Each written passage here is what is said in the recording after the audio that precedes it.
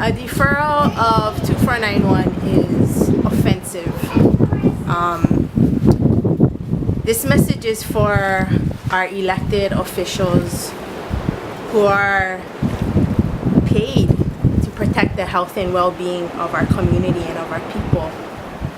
You have an incredible opportunity to steer our va'a, our canoe, into incredible waters.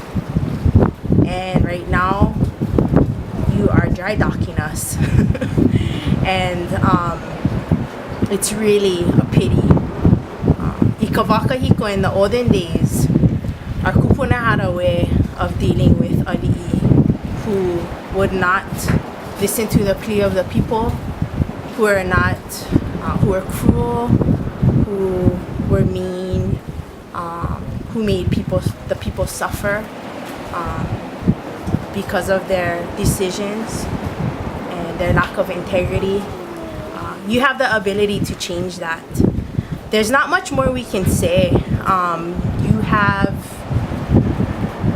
the greater amount of this community that is in support of this bill and is counting on you as our modern day ali'i to make the right decisions, not on the behalf of just my family, but your own, your children and your future grandchildren.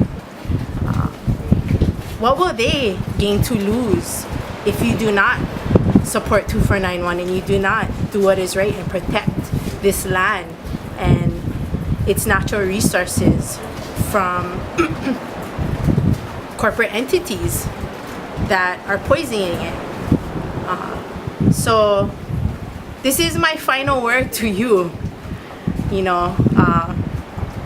The beautiful thing about a bill like 2491 is it gives us an opportunity to clean out the awai, yeah, and to clean up whatever is clogging our system so that the lo'i can operate and be fruitful and healthy again.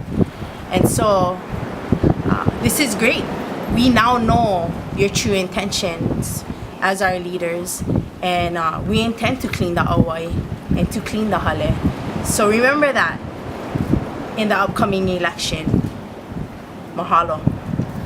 Where we're at right now, this time with the bill and the pending deferral for another couple months, it's kind of ridiculous. I think about the individuals involved in politics and what gets individuals involved in politics, and it's the opportunity to represent their community and to do great things.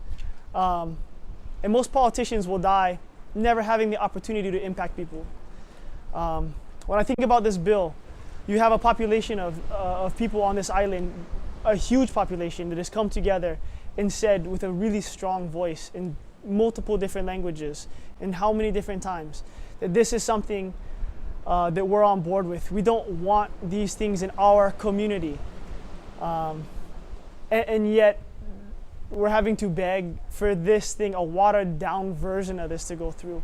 So to me, it seems like if I was a politician, it seems like a great opportunity to make my name, to do something that my community is really on board with, it they want, and to take a stand, something that no other county has had the opportunity to do in this country.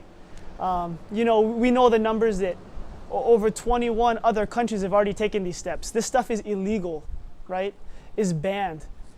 These products that we're testing here on Kaua'i have warning labels in other countries. We know this to be fact.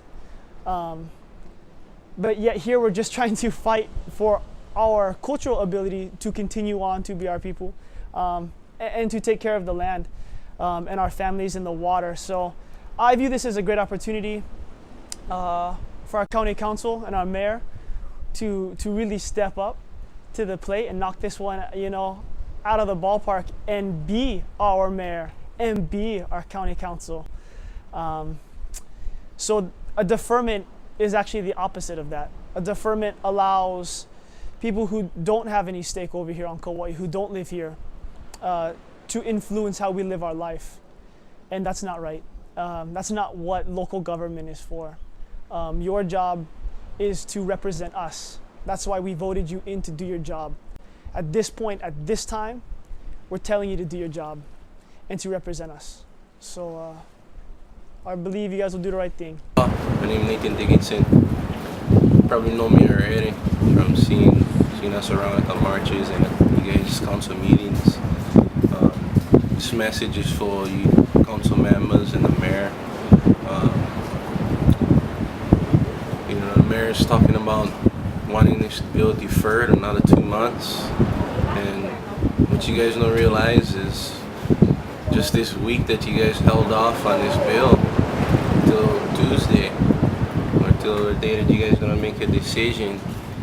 These companies are already on the cliffside of Waimea Valley, tilling it all up, getting dust all into our houses.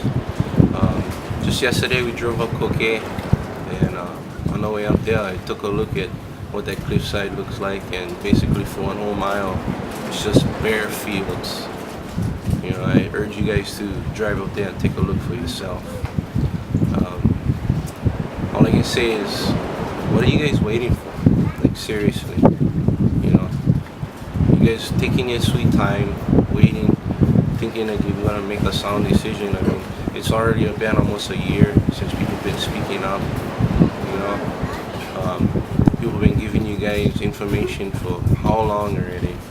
It just kills me to hear that the mayor's been looking at this subject for a week. I mean, come on now. Like, I know you know my family. Like, you know what's going on. So, please, I pray you guys make the right decision. Mahalo. I come to you today not as a Kauai citizen asking their governor, their mayor, the council. I come to you as a mother asking you to help our children. When I testified to you that night, you heard my phone buzz and I quickly grabbed it to turn it off. What you didn't know was that phone call was my mother-in-law telling me that my son is seizing. So to have to testify about why it's so important for this to go through, to you, to defer time from my child, and then have to realize that he's seizing while I'm doing this, fighting for him, and for you to slap me in the face by saying you're going to defer this bill some more? How long more? How many more seizures do I have to wait? How many more times do I have to wake up with a nosebleed? How many more times do I have to hear from my family that their kids are waking up with nosebleeds, pillows soaked with blood? How many more times do I have to hear my family say their kids are sick with asthma and cannot go to school because for some reason they cannot breathe? And it's not just the normal asthma, it's only certain times of the year. How many more times? How long do we have to wait? Do the right thing and pass the bill.